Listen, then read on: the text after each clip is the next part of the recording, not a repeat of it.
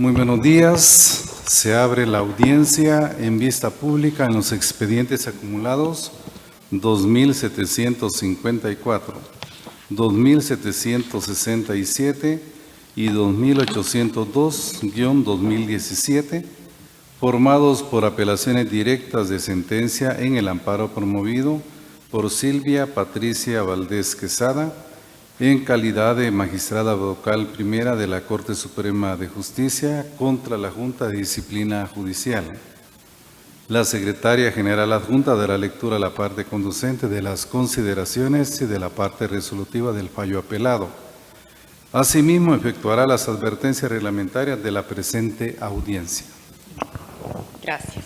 Es acto reclamado en el presente amparo la resolución de fecha 15 de febrero del 2017, por medio de la cual se declaró sin lugar el recurso de reposición promovido por la solicitante contra la resolución que admitió para su trámite la denuncia promovida por la Fundación Mirna Mac a través de su representante legal Helen Beatriz Mac Chan. La Sala de la Corte de Apelaciones del Ramo Penal de Delitos de Femicidio y otras formas de violencia contra la mujer y violencia sexual del Departamento de Guatemala, constituida en Tribunal de Amparo, en su sentencia de fecha 28 de abril del 2017, consideró: en base a los medios de prueba ya valorados, este Tribunal Constitucional de Amparo concluye que le asiste la razón al amparista, en virtud que efectivamente se le vulneró los derechos fundamentales, como lo es el debido proceso, el derecho de defensa y la tutela judicial efectiva establecidos en los artículos 12 y 29 de la Constitución Política de la República de Guatemala, puesto que la resolución de fecha 15 de febrero del 2017 no resuelve los agravios presentados por la amparista dentro de su recurso de reposición. Asimismo, la Junta de Disciplina Judicial fundamentó su resolución en sentencias de la Corte Suprema de Justicia y de la Corte de Constitucionalidad dictadas en base a la ley de la carrera judicial ya derogada, mismas que no pueden ser usadas para fundar su fallo, ya que sobre la nueva ley de la carrera judicial no existen precedentes.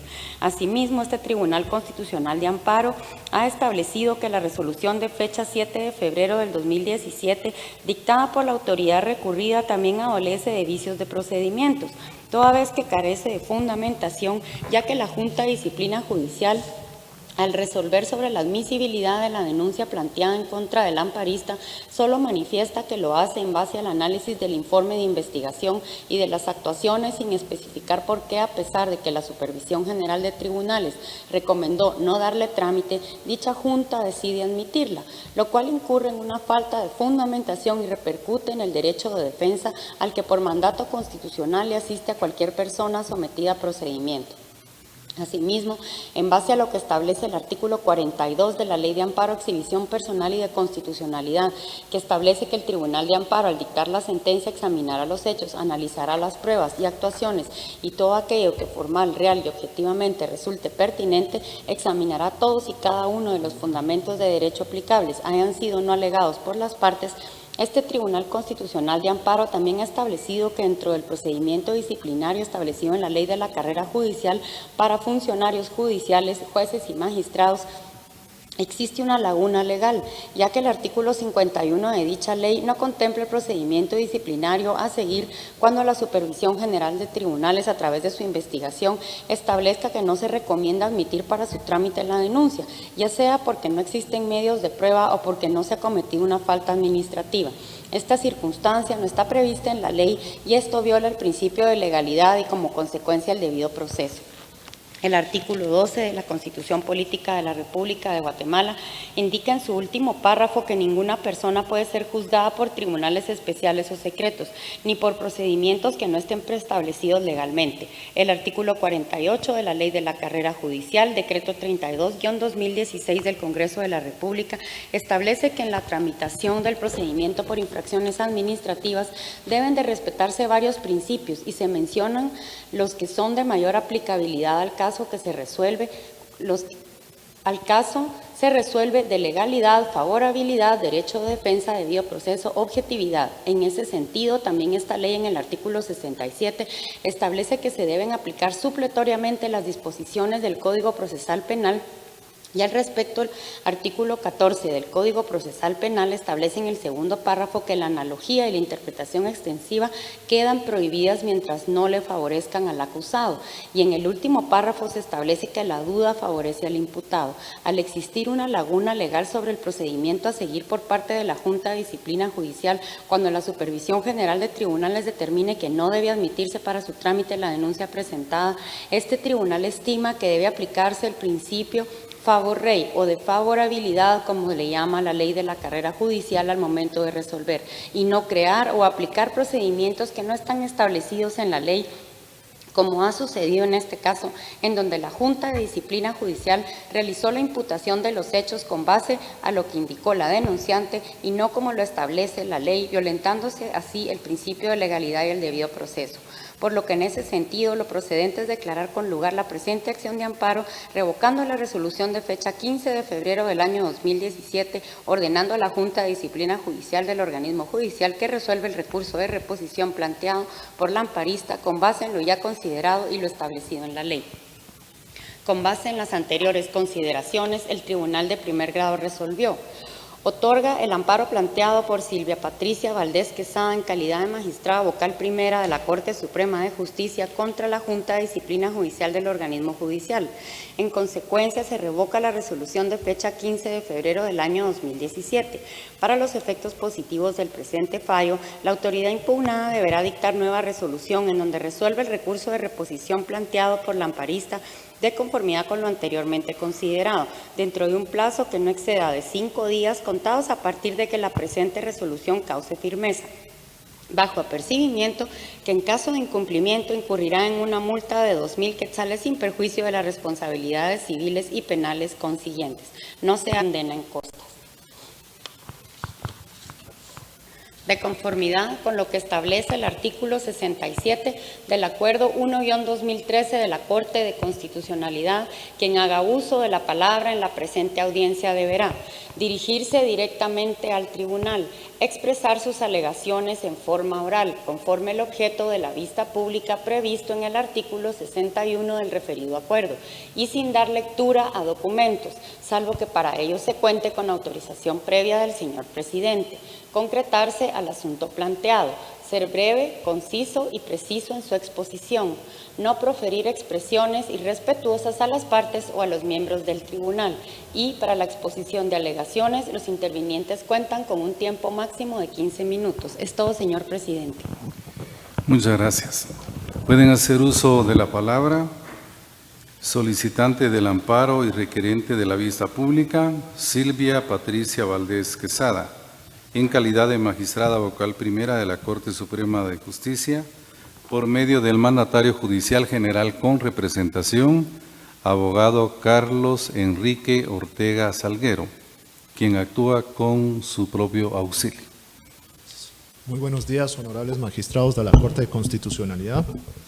El día de hoy me encuentro para advertir los argumentos en contra de las apelaciones de expedientes acumulados 2.754, 2.767 y 2.802, todos ellos del año 2017, a cargo del oficial quinto de la Secretaría General de esta Corte. Ante todo, quisiera pedir la venia del señor presidente para poder leer ciertos pasajes de algunos autores doctrinarios cuando sea pertinente durante el transcurso de mi discurso. Al lugar. Gracias, señor presidente. Quisiera hacer una breve reseña de los antecedentes que dan lugar a este amparo. En primer lugar, la Fundación Mirna Mac presenta una denuncia en contra de mi mandante en virtud de que supuestamente ella compartió un mensaje mediante la aplicación WhatsApp del señor Ricardo Méndez Ruiz. Posteriormente a esta denuncia, la supervisión de tribunales le pide un informe a mi mandante. Ella rinde el informe dentro de los 10 días siguientes, acompañando toda la documentación que desvanece la supuesta falta cometida. Por ello, la supervisión de tribunales recomienda a la Junta de Disciplina Judicial no admitir para su trámite la denuncia, en virtud de que considera que los hechos denunciados no encuadran dentro de ninguna de las faltas que regula la ley de la carrera judicial. No obstante esta recomendación, la Junta de Disciplina Judicial da trámite a la denuncia, por lo cual mi mandante interpone recurso de revocatoria, el cual es declarado mediante el auto de fecha 15 de febrero del año 2017. En contra de este acto de autoridad, se interpone el amparo que es declarado con lugar por la Sala de Apelaciones de Femicidio y otras formas de violencia contra la mujer. En contra de la sentencia de este amparo, el Ministerio Público y la Fundación Minamac interponen apelación. Consideramos que la apelación debe ser denegada y la sentencia impugnada debe ser confirmada por las siguientes razones.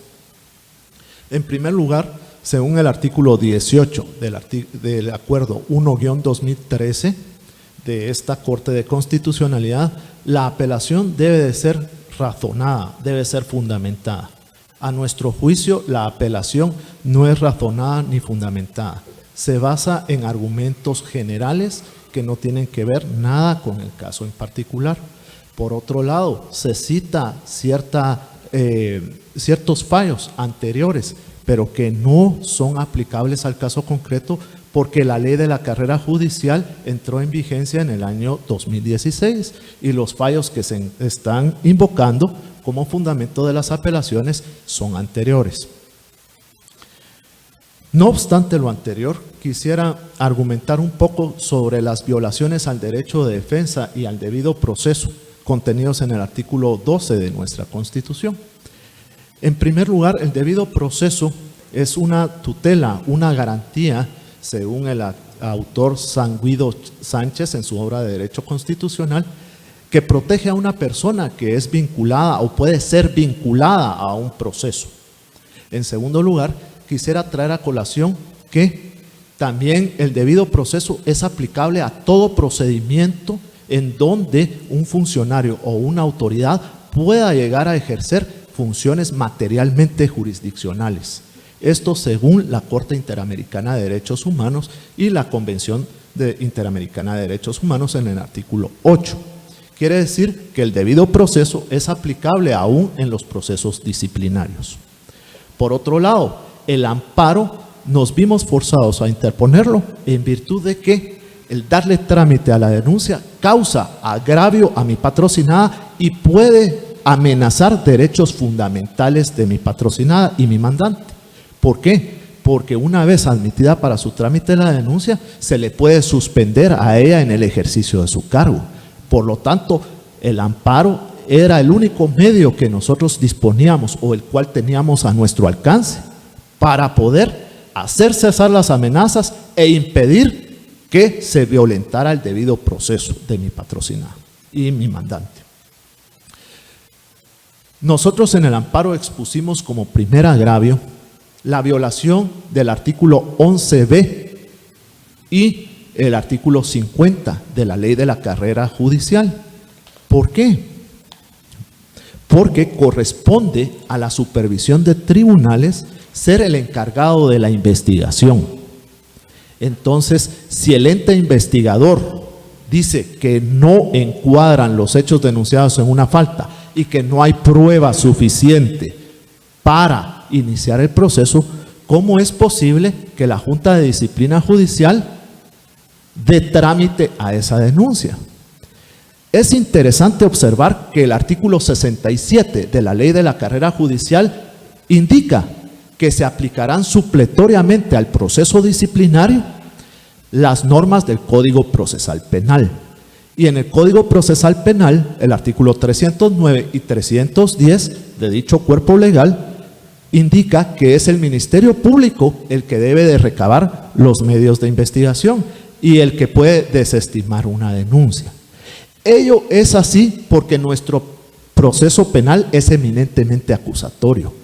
Dejar que la Junta de Disciplina Judicial dé trámite a una denuncia, no obstante que el ente investigador dijo que no era recomendable, es violar los principios del derecho acusatorio, que nos han costado centurias lograr alcanzar estas garantías fundamentales. Así lo dice el tratadista Luigi Ferrajoli en su libro Derecho y Razón, cuando preceptúa, para no hacer muy larga mi exposición y por el tiempo que tengo contado, que la separación de juez y acusación es el más importante de todos los elementos constitutivos del modelo teórico acusatorio. Representa un logro hacia el debido proceso. Esta separación requerida por nuestro axioma nullum iudicium sine actione, quiere decir que no hay juicio si no hay un actor oficial. ¿Y por qué el actor debe ser oficial? Es menester recordar que la ley de la carrera judicial no es necesaria la participación del denunciante, según el artículo 50 y 51, sino que la acción de la junta disciplinaria debe estar motivada por el ente acusador o el ente investigador. No es necesario. Julio Mayer dice que el denunciante, por ejemplo, no tiene las mismas calidades que el ente acusador, en este caso el Ministerio Público. Y lo cito porque él en su obra Tratado de Derecho Procesal Penal indica que no se puede suplir la actividad del ente acusador oficial, porque ello implicaría dejar en manos privadas la venganza o la persecución de justicia. Es el Estado a quien se le concede la acción para perseguir una falta o un delito. Otro punto que es muy importante en nuestro amparo es la violación del artículo 51 de la Ley de la Carrera Judicial. ¿Y en qué consiste este artículo? Si el señor presidente me lo permite, quisiera leer. Al lugar dentro de su tiempo.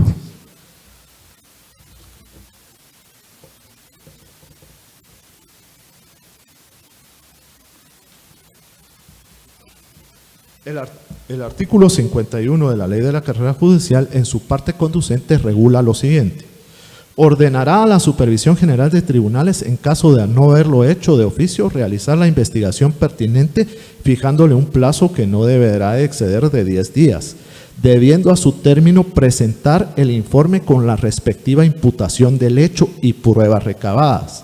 Al recibir el informe de la Supervisión General de Tribunales, la Junta emitirá inmediatamente resolución, la cual contendrá señalamiento y previsión del hecho imputado por la Supervisión de Tribunales, su calificación provisional y su fundamentación.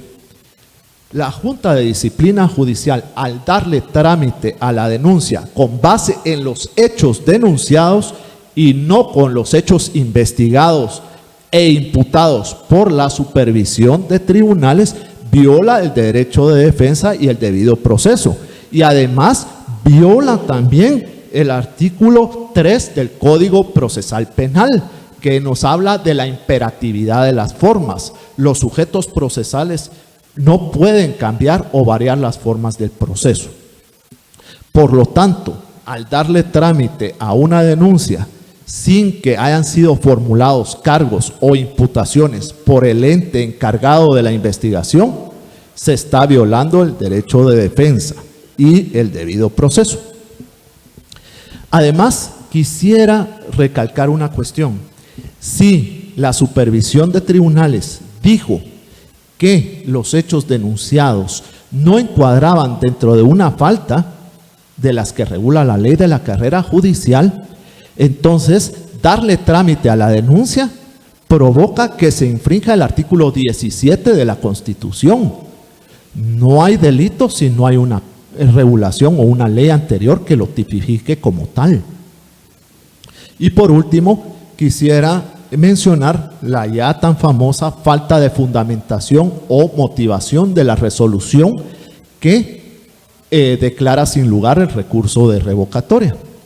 Es importante traer a colación que el derecho de defensa y el debido proceso en el artículo 12 regulan que nadie puede ser culpado de una falta o un delito sino por una resolución debidamente fundamentada y motivada. Y la motivación y la fundamentación de una resolución judicial debe ser clara, debe ser precisa, debe ser congruente y debe ser lógica y coherente. Congruente quiere decir que debe dar respuesta a toda la argumentación vertida por las partes en el momento procesal oportuno. Y la resolución del recurso de revocatoria no da respuesta a todos los agravios que nosotros hicimos valer en el momento procesal oportuno. Por lo tanto, también se viola el artículo 12 de la Constitución al no fundamentar la resolución, en conjunto con el artículo 11 bis del Código Procesal Penal. Por lo cual, de forma respetuosa, solicito a esta Corte de Constitucionalidad declarar sin lugar las apelaciones de los expedientes acumulados 2754, 2767 y 2802 interpuestos por el Ministerio Público y la Fundación Mirna Mac. Gracias, señores magistrados. Muchas gracias. Finaliza la presente audiencia con la participación del Ministerio Público por medio de la agente fiscal, abogada Sara Edith Zamora Ordóñez, de la Fiscalía de Asuntos Constitucionales, Amparos y Exhibición Personal, quien actúa con su auxilio. Gracias, señor presidente, honorable Corte de Constitucionalidad y parte procesal presente en esta sala de vistas. Tengan todos buenos días. Conforme al artículo 251 de la Constitución Política de la República, corresponde al Ministerio Público velar por el estricto cumplimiento de la ley. En ejercicio de esa función constitucional y en observancia de los principios que rigen su actitud, específicamente el de objetividad y legalidad, en el presente caso el Ministerio Público presentó apelación en contra de la sentencia de primer grado porque no comparte el criterio que sustentó el tribunal en sentencia de 28 de abril del presente año, por medio de la cual otorga el amparo promovido por Silvia Patricia Valdés Quesada en contra de la Junta de Disciplina Judicial, atendiendo a lo siguiente. Existe abundante y reiterada doctrina sentada por este honorable tribunal en el sentido de que no procede el amparo cuando no hay agravio que lo motive. El Ministerio Público considera del análisis de las constancias procesales que en efecto la resolución de 15 de febrero del año 2017 emanada por la Junta de Disciplina Judicial se encuentra dictada en ejercicio de las facultades que la ley le atribuye a dicho ente, específicamente el artículo 51 de la Ley de la Carrera Judicial.